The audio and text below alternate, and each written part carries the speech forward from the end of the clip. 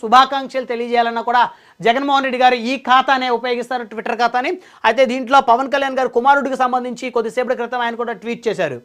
I'm shocked to know about the fire accident at a school in Singapore in which Pawan Kalyan garu son అని చెప్పేసి ఇక్కడ ఆయన గౌరవంగా సంబోధించారు. పవన్ కళ్యాణ్ గారి కుమారుడికి సింగపూర్ స్కూల్లో ఫైర్ యాక్సిడెంట్ జరిగినట్లు నేను విని షాక్ అయ్యానని చెప్పేసి జగన్మోహన్ రెడ్డి గారు రాశారు. అదేవిధంగా Mark Shankar got injured, my thoughts are with the family in this difficult time, wishing him a swift and complete recovery. Pawan Kalyan garu కుమారుడు మార్క్ శంకర్ కంప్లీట్గా ఆయన రికవరీ అవ్వాలి, ఆయన బాగుండాలని చెప్పేసి నేను కోరుకున్నానని చెప్పేసి జగన్మోహన్ రెడ్డి గారు ట్వీట్ ప్రధాన ఉద్దేశంగా చెప్పొచ్చు.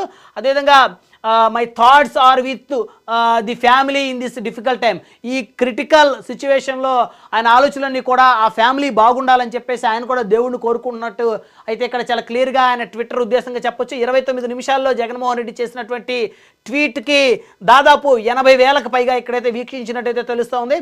అయితే రాజకీయాల్లో ఇదొక మంచి శుభపరిణామంగా చెప్పుకోవచ్చు. ఎందుకంటే గత ఎన్నికల్లో వైకాపా అధినేతను దించుతానని చెప్పేసి జనసేన అధినేత కుండ బద్దలు కొట్టినట్టు చెప్పారు. అదేవిధంగా 150 స్థానాలు ఉన్నటువంటి వైఎస్ఆర్ కాంగ్రెస్ పార్టీ అధినేత 11 స్థానాలకు పరిమితం అవడంలో కీలక పాత్ర పోషించారు జనసేన అధినేత. సో ఇద్దరు కూడా రాజకీయంగా ప్రస్తుతం బద్ధ శత్రువులు రాజకీయంగా ఎవరు ఉన్నారు అంటే అది ఆంధ్రప్రదేశ్లో యువనేతలుగా ఉన్నటువంటి పవన్ కళ్యాణ్ వర్సెస్ జగన్మోహన్ రెడ్డి అని ప్రధానంగా చెప్పొచ్చు.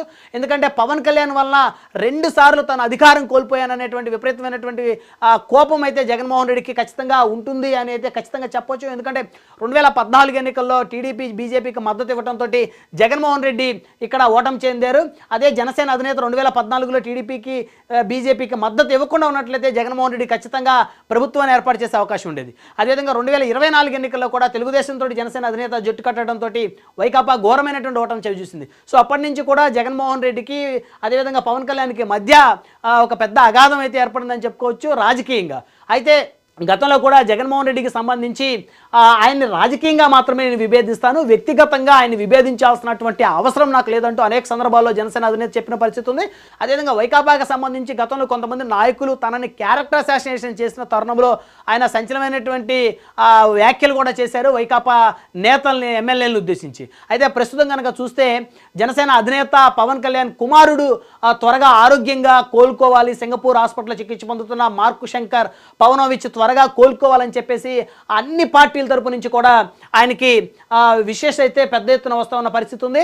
చాలా స్పష్టంగా చూస్తే వైకాపా అధినేత సైతం కూడా పవన్ కళ్యాణ్ గారు కుమారుడు త్వరగా కోలుకోవాలని చెప్పేసి అయితే కోరుకుంటున్నారు. అటు రాజకీయాల్లో ఇప్పటి వరకు కూడా అనేక మంది శత్రువులుగా బద్ధ శత్రువులుగా ఉన్నటువంటి నేతలు ఉన్నారు. కానీ ప్రస్తుతం ఆంధ్రప్రదేశ్ రాజకీయాలు అయితే దానికి పూర్తి భిన్నంగా మారుతున్న పరిస్థితి ఉంది. ఇదే విధమైనటువంటి రాజకీయాలు కొనసాగితే ప్రజలకు కూడా ఒక మంచి వాతావరణం అయితే ఏర్పడుతుందని చెప్పుకోవచ్చు.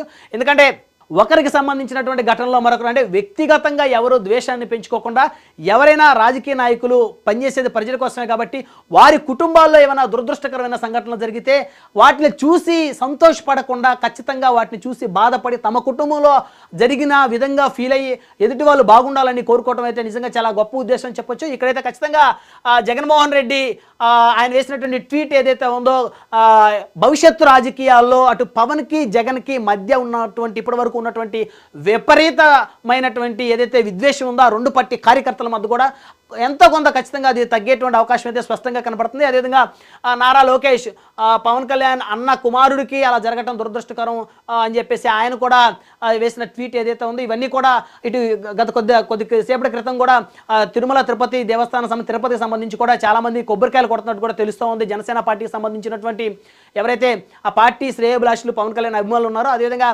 అటు ఆంధ్రప్రదేశ్ కానీ ఇటు తెలంగాణ కానీ 2 రాష్ట్రాల్లో అటు జనసేన అభిమానులు పవన్ కళ్యాణ్ అభిమానులు ఆయన కుమారుడికి క్షేమంగా ఆయన తిరిగి రావాలి హాస్పిటల్ నుంచి, ఆయన కుమారుడి ఆరోగ్యం నిలకడగా ఉండాలి, ఆయనకి ఏం కాకూడదు, ఆయనకి అయినటువంటి గాయాలు కూడా పూర్తిగా మానిపోవాలి, పూర్తిగా ఆయన ఆ పిల్లవాడు పూర్తిగా ఆరోగ్యంతో బయటికి రావాలని చెప్పేసి 2 తెలుగు రాష్ట్రాల్లో ప్రతి ఒక్కరు కూడా కోరుకుంటున్న పరిస్థితి ఉంది.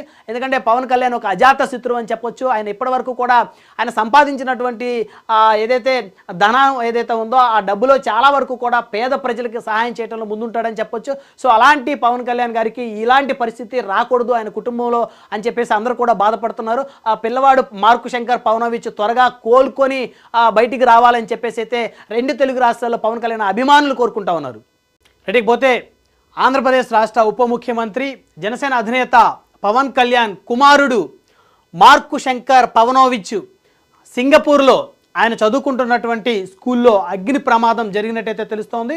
ఆ అగ్ని ప్రమాదానికి సంబంధించి మార్కు శంకర్ పవనోవిచ్కి కాళ్ళకి చేతులకి గాయాలన్నట్టు తెలుస్తోంది. అయితే జనసేన పార్టీ కొద్దిసేపటి క్రితం అధికారికంగా తన సోషల్ మీడియా ఖాతా ద్వారా పవన్ కుమారుడికి జరిగినటువంటి ఫైర్ యాక్సిడెంట్ని ధృవీకరించింది. అయితే ప్రస్తుతం ఆయన సింగపూర్లో చికిత్స పొందుతూ ఉన్నారు హాస్పిటల్లో. అయితే ప్రస్తుతం అల్లూరి సీతారామరాజు జిల్లాలో పర్యటనలో ఉన్నటువంటి రాష్ట్ర ఉప ముఖ్యమంత్రి పవన్ కళ్యాణ్ ఈరోజు సాయంత్రానికి వైజాగ్ చేరుకుంటారు. వైజాగ్ నుంచి ఆయన సింగపూర్ వెళ్ళనున్న